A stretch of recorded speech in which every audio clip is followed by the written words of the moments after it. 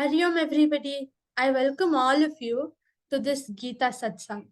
In today's class, we will be contemplating Shloka 2.54 to 2.59. All of these shlokas talk about a term Stithaprajna. So, what is this term, and to describe whom is this term used, and why, and in which context does this come? All of these questions will be addressed in the further few slides.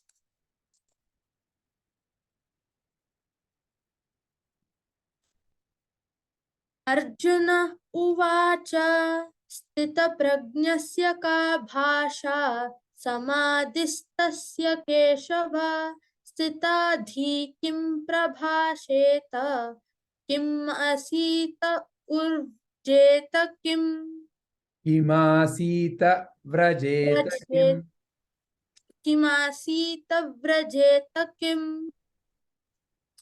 Shri भगवान उवाच प्रजाहाति यदा कामान् सर्वान् पार्थमनोगतान् आत्मन्येवात्मना तुष्ट स्थितप्रज्ञस्तदोच्यते दुःखेष्वनुद्विग्नमनाः सुखेषु विगतस्पृहः वीतरागभयक्रोधः स्थितधीर्मुनिरुच्यते यः सर्वत्र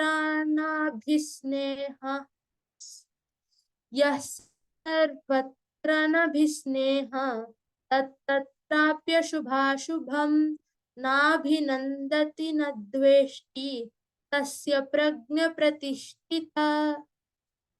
प्रतिष्ठिता यदा संहरते चायं कूर्मोऽङ्गानीव सर्वशः इन्द्रियाणीन्द्रियार्थेभ्यस्तस्य प्रज्ञा प्रतिष्ठिता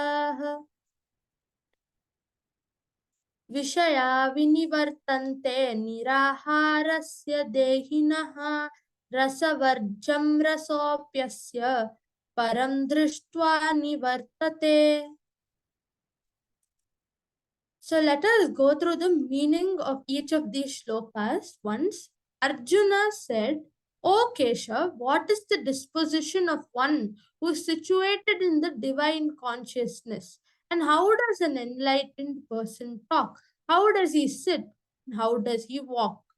And it is the answer to this question that we find in the coming shlokas. That is, the Supreme Lord said, O Parth, when one discards all selfish desires and cravings of the senses that torment the mind and becomes satisfied in the realization of the self, such a person is said to be transcendently situated. One whose mind remains undisturbed amidst misery, who does not crave for pleasure, and who is free from attachment, fear, and anger, is called the sage of steady wisdom. One who remains unattached under all conditions and is neither delighted by good fortune nor dejected by tribulation, he is a sage with perfect knowledge. One who is able to withdraw the senses from their objects, just as a tortoise withdraws its limbs into its shell, is established in divine wisdom. Aspirants may restrain the sense from their objects of enjoyment, but the taste for the sense objects remains. However, even this taste ceases for those who realizes the Supreme.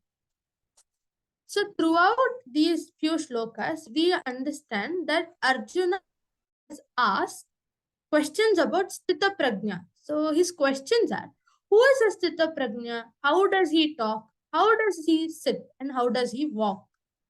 So here, Arjuna knows that he has to be such a person.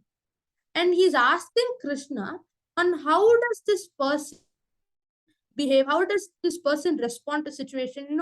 What are the symptoms of such a person? Because now Arjuna is aspiring to be such a person himself. Just like how we have idols.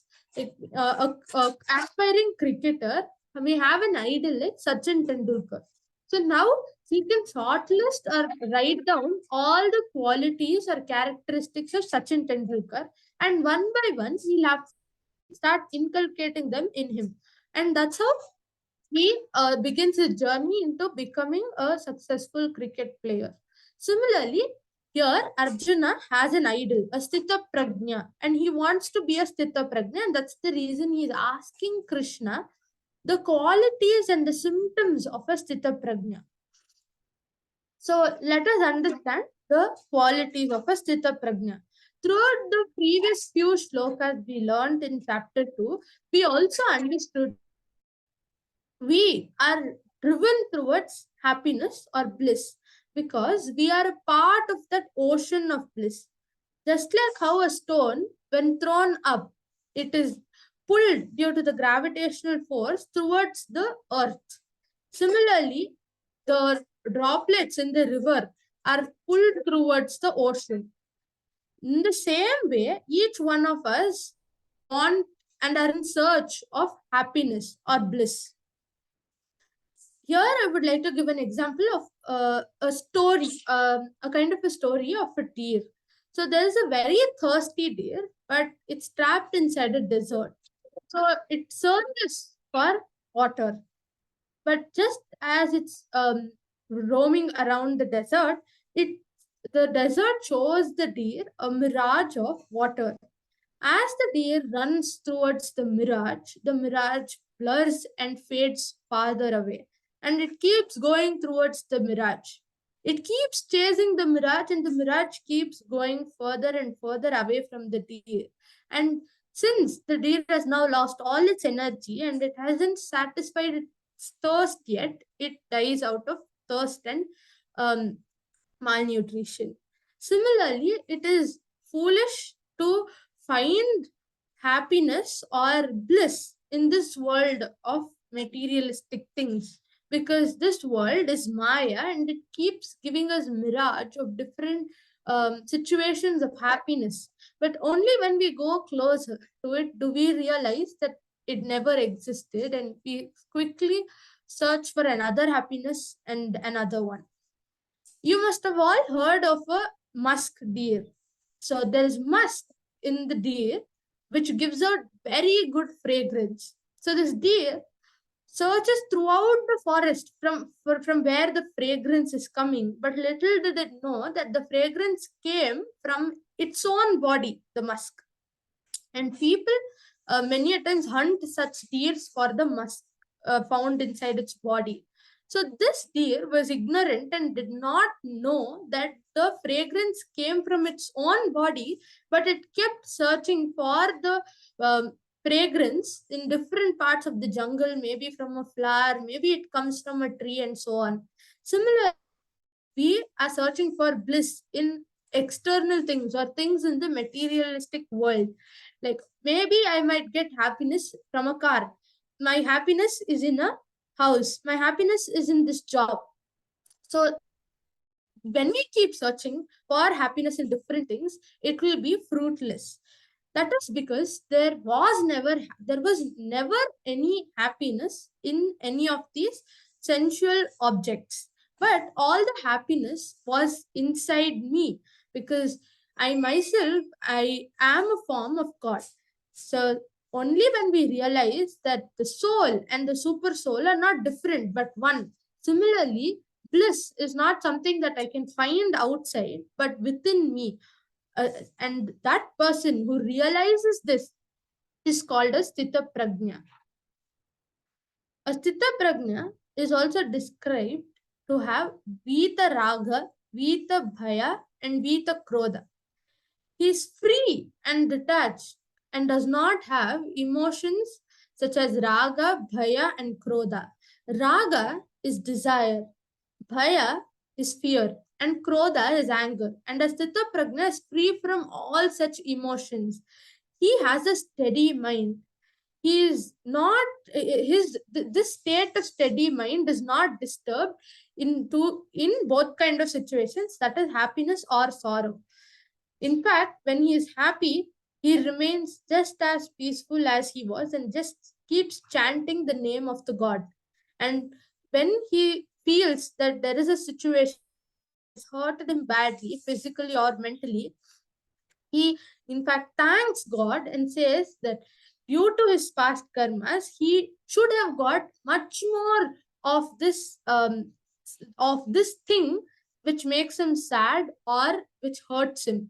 But due to having faith in God, this has reduced to many into many fold. It has reduced many fold and it's become very little, and that's how it has come to him. One might observe that when we have some kind of pain, let's say you just fell down and got a wound, so the pain that you've received in past due to your previous wounds, they give you fear of how this wound might pain in the future.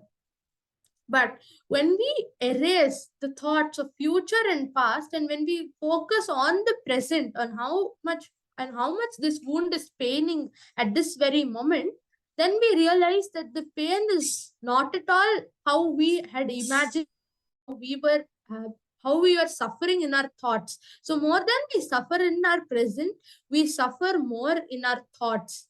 And that is how this technique was used by many people in the past, like monks and kings. When invaders from outside came and tortured the kings or the soldiers, they could easily bear all the pain.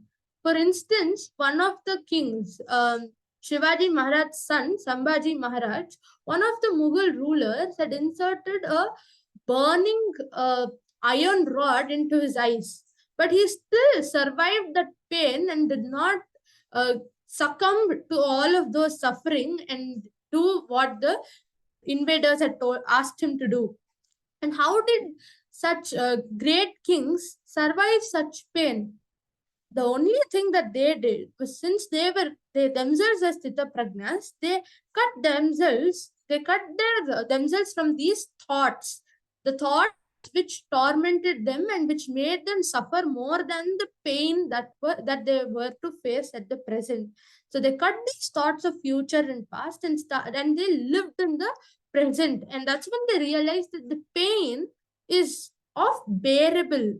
It's a lot more bearable than that in the thoughts, and that is one of the qualities of a sthita prajna, to not think about the future or the past, and to remain steady in situations of happiness and in that of stress. Thirdly, Lord Krishna says that when you try to quench this desire of bliss, since we have this inherent natural desire towards bliss, and when we try to quench it with the fulfillment of materialistic desires, that is equivalent to trying to put off fire using some ghee or using some ghee, because this ghee doesn't definitely does not put off the fire, but can only make it or can only increase the intensity of the fire. Similarly, we fulfilling our little desires like that of eating a chocolate or a cake, it can only increase our desire to different things, and our desire takes different forms one after the other, as soon as it's fulfilled. And that only leads to a cycle of desire and a kind of feeling of anger and that of sadness and feeling dejected because of the situation where we could never fulfill a particular desire. You can also take an example. When a mosquito bites you, you feel the urge to itch. You feel the urge to kind of scratch it. But then the more you do that, the more the feeling of wanting to scratch that particular mosquito bite or to satisfy the itch increases. But the moment you leave it aside for 1 or 2 minutes and then try to observe the pain, you will see that somehow that desire to kind of get into that habit, or to get into and to succumb and kind of scratch that particular wound, it becomes a lot lesser. Similarly, the example of a turtle is given.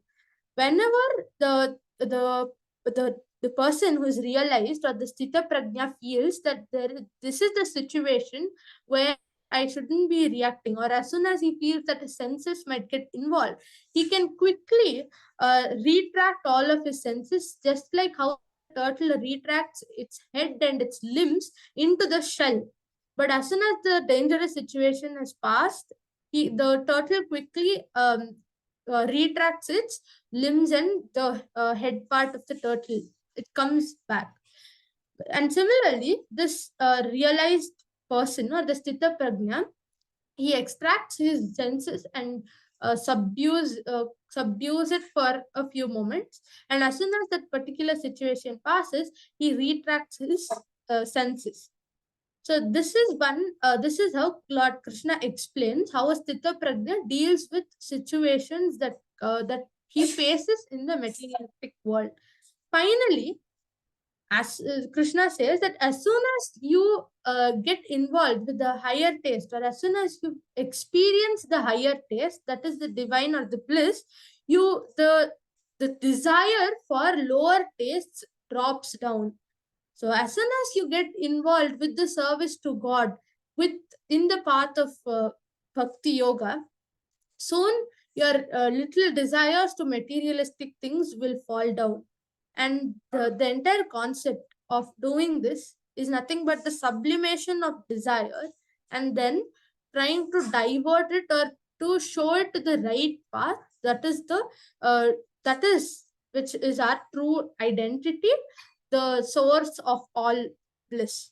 So finally, here the Sthita Prajna is called as the sage with perfect knowledge, the one who has discarded all selfish desires, the one who's detached from all kinds of materialistic things, and who stays calm and steady in all situations, and the one who's satisfied in this search of God, or in the realization of his true identity or his true self, or in the realization of Krishna, and he's satisfied with the situation. And all of these qualities are that of a Sthita Prajna. And a Stithaprajna should not only be an idol for Arjuna, but he must be an idol, or he must be someone whom each one of us must want to become like. Also, you might notice how simple the word is. Stitha Prajna. Prajna is consciousness, or prajna is nothing but consciousness, or a feeling of being conscious or knowing something.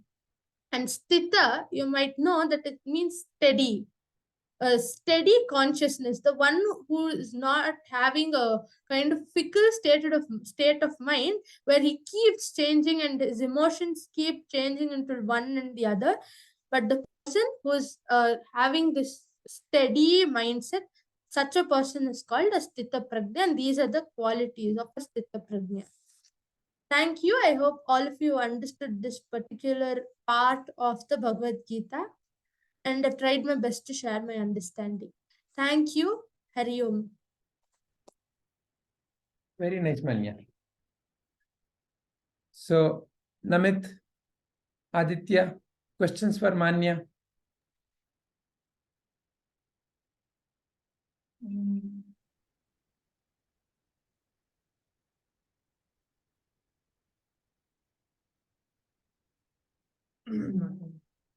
No question is coming? Sir, same, no question. No question is coming? Okay. So, Manya, Arjuna asked, how does he talk? How does he sit? How does he walk? But Krishna didn't answer any of this question. So, what Arjuna meant by how does he talk, how does he sit, how does he walk? He just tries to ask what are the qualities, and the usually most people, they just talking, or they just are too lazy and they just sit, or how do they walk. He means to understand the different qualities or the characteristic. How does this person do the normal things that we do? So here, by the explanation that Krishna gives us, we could think that for the first question on how does he talk, Stithaprajna would always talk Krishna and about Krishna consciousness. But how does he sit and how does he walk? That means that Arjuna wants to know the kind of actions performed by a Stithaprajna. So again, from the explanation that Krishna gave us, we can understand that the kind of actions performed by a Stithaprajna are not such actions that people commit in the fear or in the pressure of things from the outside environment, but they perform the actions that are right at that particular moment, and they have the dharma to do that particular thing. They do their dharma, they perform the right thing that is needed at the very moment. So Krishna kind of gives the concept or the formula, and you can apply that to any problem and you can answer these questions. See, the qualities of a Stithaprajna, Sri Krishna has described. However, he has not said anything about how a Stithaprajna acts. He has simply said that a Stithaprajna is neither attached to success nor to failure. He has dropped all fears, anxieties, and when there is needed, he can go into his shell. So he's simply described Stithaprajna's inner state. However, Arjuna's question is about what he can see from outside. See, talking you can hear from outside, sitting you can see from outside, walking is you can see from outside. Whereas Sri Krishna has not at all addressed those questions. Right. So, why do we perform certain actions? Knowingly or unknowingly, it's because of our inner state of mind. Is it chaotic or is it peaceful? So many a times we get these kind of situations where we are confused or we perplexed on what to do next or what to do at the very moment. So most often we get under this pressure coming from an external force or due to some fear or an anxiety, or sometimes we take a decision in an impulse. There's a lot of chaos in the mind, and without thinking in a clear state, we take some decisions. So here one thing we understood that is that the Stithaprajna is not carried by the fear or by any external pressure, nor does he have this chaotic state of mind. He's more peaceful and he has a steady mindset. So when any person who has a steady mindset and does not have any kind of external force acting upon him, it is very obvious that he would be able to think and find out the right action for that very moment. That is his dharma. Like, what is my dharma? It becomes much easier to find the answer to such a question when one has a clear state of mind. And also, since he does not have a fear or any other kind of emotion that is controlling him, he will not need to change his decision and he would do that right thing. Excellent. Whatever the explanation Manya is giving for the question that I'm asking, does that sound right to Namit and Aditya? It's a little hard to follow, but yeah. Okay, so then ask, what is that you're not following? No, I followed, but like, I just need a little clarity. I'm not sure what exactly, but You're not sure of like, what? I'm still processing. Okay. Was the question clear? The question that I raised? Yeah. Okay, can you repeat the question? So Arjuna's asking, how does he walk, how does he sit? But Krishna doesn't even acknowledge these questions. That's your question. I'm asking, how come, Krishna did not say he talks like, he did not say anything like that. Yeah. Or he didn't say he sits and then explain. Yeah. Rather, he simply explained how he is. Yeah. In his mind, how he is. So how do you correlate that, the qualities of a Stithaprajna to the question that Arjuna is asking is what I asked Manya. Yeah. And what did Manya say? So Arjuna didn't necessarily mean like exactly that. Like he didn't want Krishna to directly describe how he talks and sits. But how can we infer that? Because in the question, it doesn't say that, he didn't mean like that, right? He simply is asking, tell me how he talks, how he sits, how he walks. Yeah, but basically Arjuna implied that he wants to know how Stithaprajna is. Is that what Arjuna implied? Yeah, that's what I think. Okay. Namit, what do you feel? Sir, I think what Manya told is correct. Okay, so what did Manya say? So Manya told that it's not exactly that Arjuna didn't ask exactly the same questions like how does he talk, how does he sit, but he might have asked how do you live your life as a Stithaprajna. But how do you infer that? Because the shloka is very clear. Krishna, please tell me, how does a Stithaprajna? Who is a Stithaprajna? Tell me, how does he talk? How does he sit?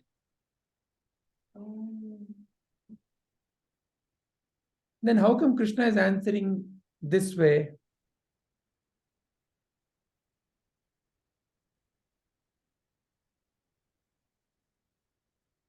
Go ahead, Manya. So I gave the example of an idol like Sachin Tendulkar. So now, what is the first question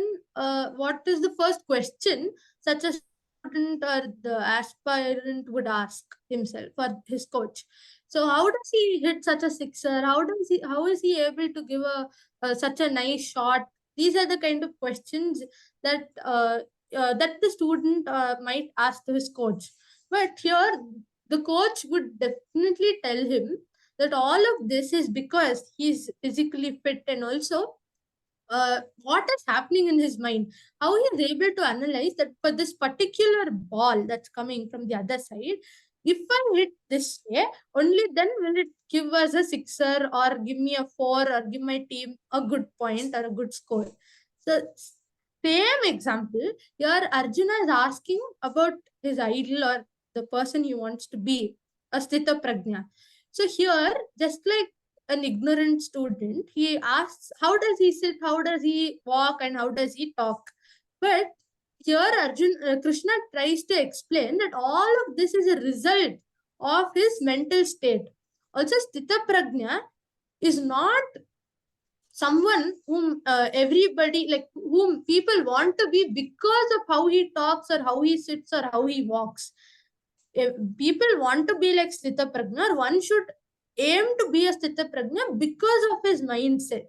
So it is not the talking or the sitting or walking that one must copy and cultivate in ourselves, but it is the mindset that we need to try and inculcate in us. And that's the reason Arjuna is explaining the mindset of a Sthita Prajna, his inner, is there an inner turmoil in a Sthita Prajna's mind? And that is the exact same thing Krishna is trying to make Arjuna understand. And if Arjuna inculcates these few things, then by default, how a Sthita Prajna talks, sits, and walks, those qualities will come in Arjuna by default without any other effort required. It's more like you put in the right kind of fuel, or you put in a better fuel to the car. You don't have to do anything else for the car. The car by itself becomes better. It gives you a better performance. It runs faster and more smoothly. You just have to improve the fuel. So the correct question would not be on how to drive a car so smoothly or how to increase the efficiency. The correct question would be on what fuel are you putting in, or what is the right mindset. And that is exactly what Krishna is trying to answer here, is what I thought. Excellent. Very nice. Does that Yeah. make sense? Okay, can you now reflect on what So basically, what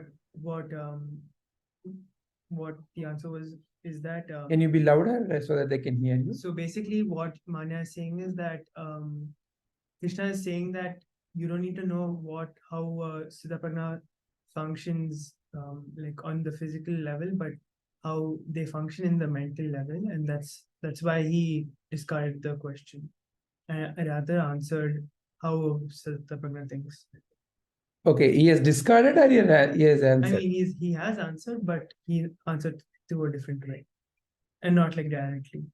So, do you feel it is answering Arjuna's question, or it's not going to answer Arjuna's question? I mean, it does answer, yeah. Does answer.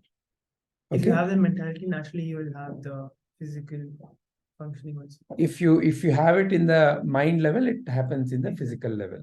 Okay. Namit? Yes, sir. So, like how Aditya and Manya told, so Arjuna's question is not exact. Like I told, it's not exactly physically how he talks or how he sits, but mentally, like what goes in his mind while he's talking. What kind of words should he use, and in what context and all is what Arjuna is asking. Okay. See, for sure, we do not know whether that is what Arjuna meant. From the question, what we can infer is like the example Manya gave. When somebody idolizes Sachin Tendulkar, I also want to hit 6 like him. I also want to hit 4 like him. How can I hit 6? How can I also run fast like him? So, because that is what they're noticing at a outside, isn't it? Whereas what Krishna has done, he has taken Arjuna to remember the source of your actions. What is the source of your action? Any action. So let's say you are lifting your hand up and down. What is making the hand go up and down? What is the source of that action? Thoughts. The thought in your mind. So which is more important? If let's say if I want to move sideways instead of up and down, where I have to first change? In the mind. Isn't it? So let's say if I have to speak in Kannada, before I can speak in Kannada, where I have to first remember or think about speaking in Kannada? In the mind. So it is the mind that is controlling the body.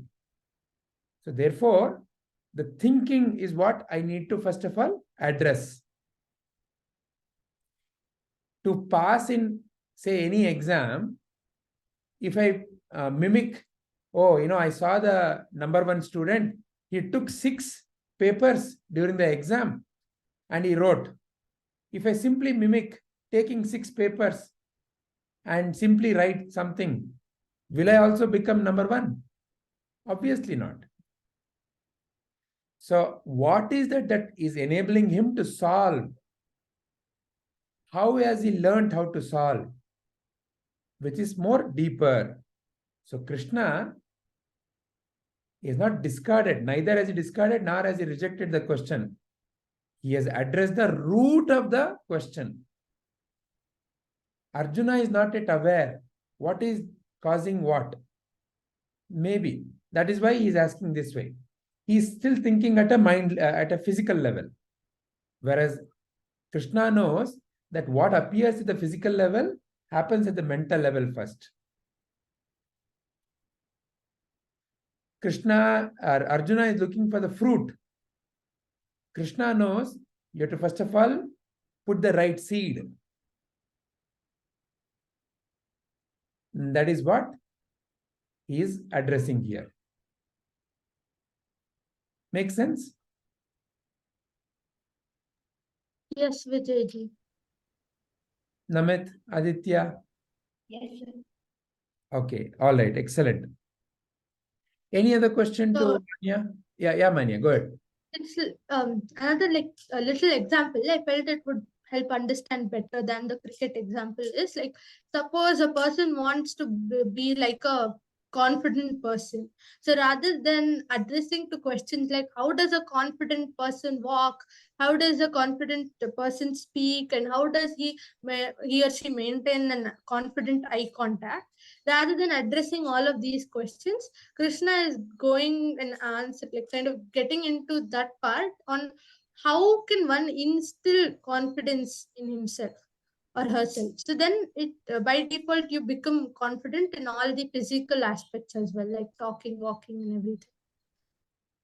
Excellent, excellent. So now, Manya, I had two questions, right? One is, please explain about Stithaprajna based on these shlokas. Another one is, what qualities of Stithaprajna you have to develop? Have you contemplated on that part of the question also? Yes, Vijayji. Like based on my understanding, the same qualities are like the mention that I mentioned before. They are the same that I would also like to inculcate in myself.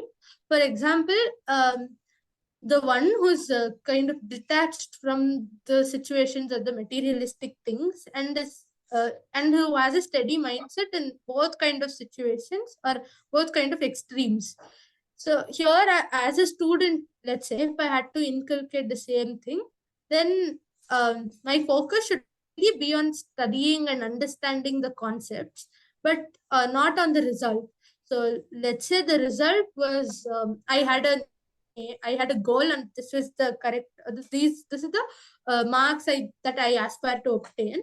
So let's say it surpasses that, then I shouldn't be too happy or become too elevated on that, but just have the same feeling, even if I got a few marks lesser than what I had aimed for. Even then, one right student wouldn't be sad, full of sorrow, and become depressed, and maybe that's the end of the world, and now there's nothing left to change or do, and there's no the purpose of my life is not served, and there's no use, and so on. So one through the shloka, a student can avoid all of these highs and lows and be able to have the steady mindset on accepting it, and in giving it to like kind of surrendering all of it to God and surrendering himself as well to Krishna, and to be able to have the steady mindset.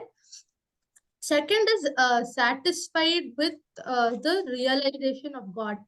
That definitely is correct for each and every living being. Like all of us should be satisfied with just the realization of God, like a Chitta Prajna. Another way would be to be satisfied.